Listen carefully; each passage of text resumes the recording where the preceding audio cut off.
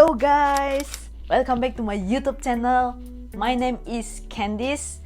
Di video kali ini saya akan melakukan vlog, yaitu vlog membaca buku Da Vinci Code karya Dan Brown.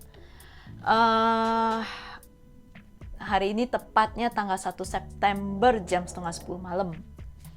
Selalu ya saya kalau bikin video ini malam-malam banget. Dan mari kita buka dulu.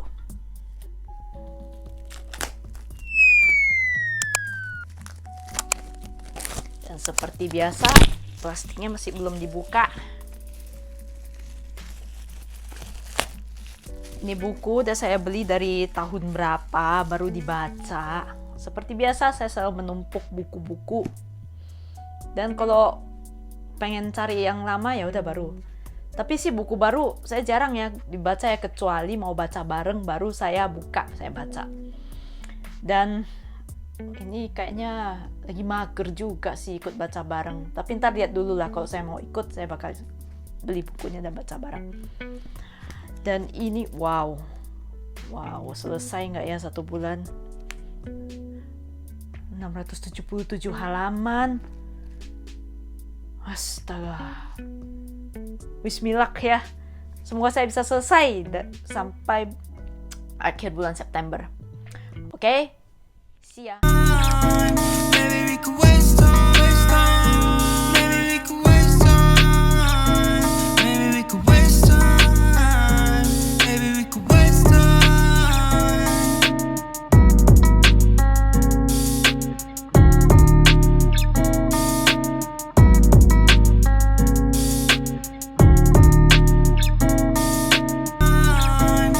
Halo guys, sekarang tiba saatnya kita membicarakan buku ini.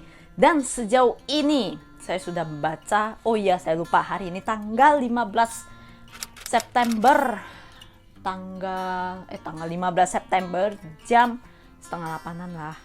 Ya, jadi saya sudah membaca sampai halaman 422.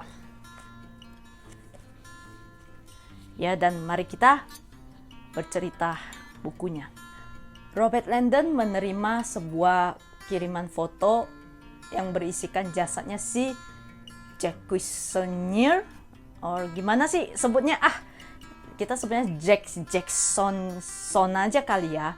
Seorang kurator Museum Louvre dengan jasadnya itu naked ya, telanjang bulat, dan membentuk sebuah simbol virtuement. Ini benar-benar bahasa Perancisnya agak susah ya disebut ya, karena aku nggak biasa. Salah satu lukisannya karya Leonardo da Vinci yang membentuk simbol itu. Dengan simbol pentakel yang ia gambar dengan darahnya sendiri pada jam 11 malam. Berapa petunjuk tertulis di samping jasad Jack ini, yaitu dengan tulisan 13, 3, 21, 1, 1, 8, 5. O Draconio Devil, O Lemsain. Beju First, seorang kepala kepolisian DCPJ, katanya adalah Direction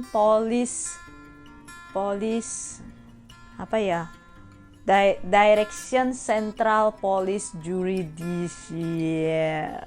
Bahasa Prancis emang susah. Dia ini menaruh curiga sekaligus menuduh si Langdon ini sebagai tersangkanya.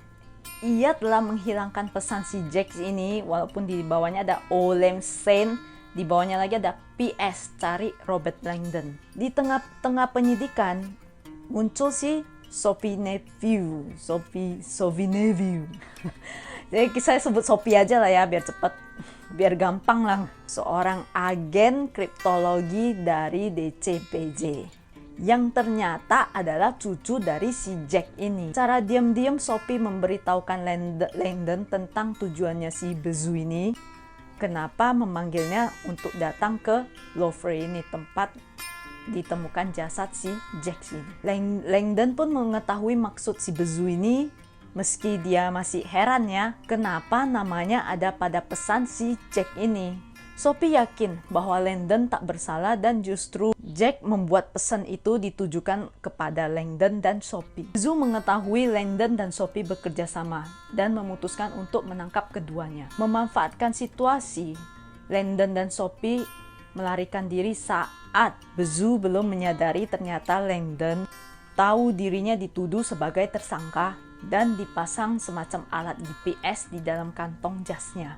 Mereka mencoba menerjemahkan maksud dari pesan si Jack ini. Setelah berpikir keras, Langdon pun mengetahui bahwa pesan si Jack ini merupakan anagram dari Mona Lisa. Mereka bergegas mendatangi lukisan Mona Lisa. Dan di sana mereka menemukan pesan berikutnya. So dark con of the man.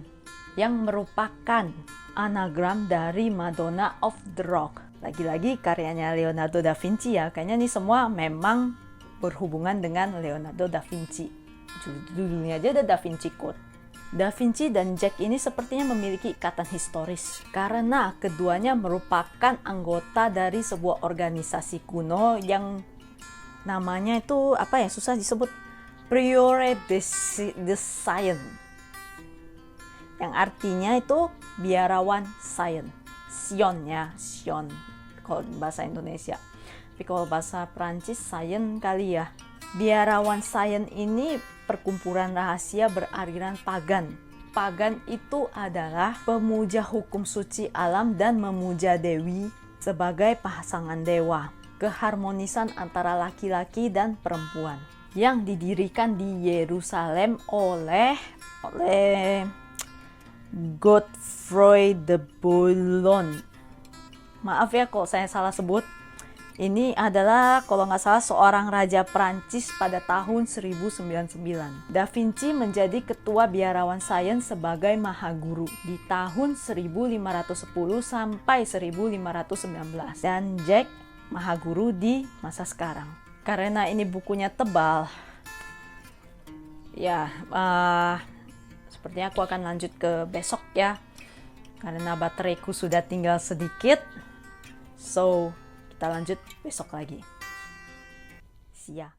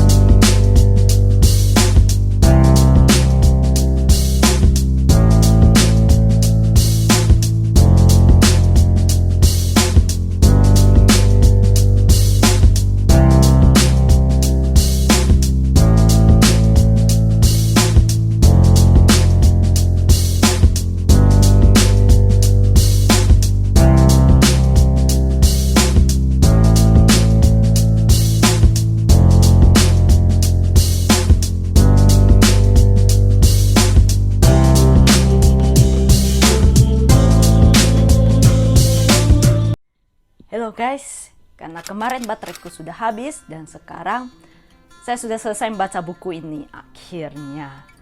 Ya, sekalian kita menceritakan buku ini dan membahas review dari saya. Ayo kita langsung aja, cus. Pada lukisan Madonna of the Rock, Sophie kembali menemukan pesan dari kakeknya yang benda yang menyerupai salib dengan batang segitiga. Pada salib tersebut terdapat simbol mawar yang berinisial P.S. Di atasnya bertuliskan 24 Ryu Hakuso. Ryu Hakuso merupakan alamat sebuah bank. Bank ini yang merupakan rahasianya si Jack dan menjadi pesan berikutnya untuk Langdon dan Sophie. Sophie pun harus mengetahui nomor rekening kakeknya, yaitu pada kode-kode yang kemarin saya sebut itu. Ternyata angka acak ini 13321118 ini itu merupakan deretan angka Fibonacci. Jadi angka Fibonacci ini berarti disusunnya jadi berurutan. Jadi 1 1 2 3 5 8 13 21. Angka inilah adalah nomor rekeningnya si Jack ini. Dan ternyata di dalamnya itu berisi sebuah cryptek. Jadi cryptek ini adalah sebuah rahasia lagi untuk mencari cawan dari ya yang mereka cari ini. Cryptek tersebut merupakan peta yang menuju ke tempat si Holy Grail itu berada. Tidak ingin membuang waktu, Sophie dan Landon pun kembali melakukan pelariannya. Landon pun mengajak si Sophie untuk bertemu dengan teman lamanya si Robert ini, si Langdon ya, yaitu si Lake Tebing. Kalau nggak salah ya. Lake Tebing ini merupakan seorang sejarawan yang mengungkapkan Holy Grail ini. Nah, si Tebing ini mereka meminta bantuan untuk memecahkan kode-kode dari si Jack ini. Nah, disinilah si Tebing menceritakan kepada si Sophie tentang lukisan-lukisan tentang lukisannya si Leonardo da Vinci yang berjudul Perjamuan Terakhir. Di situ saya tidak bisa membahasnya karena terlalu kontroversi ya, jadi saya akan skip aja ya dan langsung ke bagian akhirnya. Setelah diskusi panjang mengungkapkan tentang Holy Grail ini dan fakta-fakta sejarah yang berkaitan dengan Sion, maksudnya biarawan Sion ya dan gereja, pelarian Landon dan Sophie berlanjut menuju ke London dengan bantuan pesawat jetnya si Tebing ini. Di London mereka mendatangi tempat-tempat yang diduga sebagai tempat disembunyikan si Holy Grail ini dan mencoba memecahkan kata kunci dari cryptek yang dibawa oleh mereka ini. Nah, disinilah akhir dari perjalanannya si Sophie dan Langdon. Ini aku nggak bisa cerita banyak karena mengandung spoiler. Jadi ya mending nggak usah ceritain lah ya, daripada ntar mending baca sendiri aja. Novel yang menarik menurut saya, meskipun bacaan ini adalah bacaan yang berat. Dengan alur cerita yang cepat namun tidak terkesan tergesa-gesa. Bab-bab yang pendek dan berganti fokus. Dan di sini sih ya, saya terhambatnya itu dengan kata-katanya. Mesti harus membuka Google untuk mencari tahu ini apa. Pas dia menceritakan kisah-kisahnya ya. Kalau untuk yang tentang mencari cawan suci ini, nah itu baru mulai saya balik cepet. Setelah mereka menceritakan itu saya agak terhambat sedikit karena agak dalam ya arti-artinya. Dan si Dan Brown ini berhasil menjebak pembaca. Dalam Da Vinci Code ini saya sempat berpikir loh, ini ya dibalik dalang semuanya. Ternyata salah dong. Pemilihan ide cerita, mengolah sejarah, dan pencapaian klimaks membuat novel ini tidak memiliki kekurangan bagi saya. Jadi saya menilai buku ini 5 dari 5 bintang. Bagus.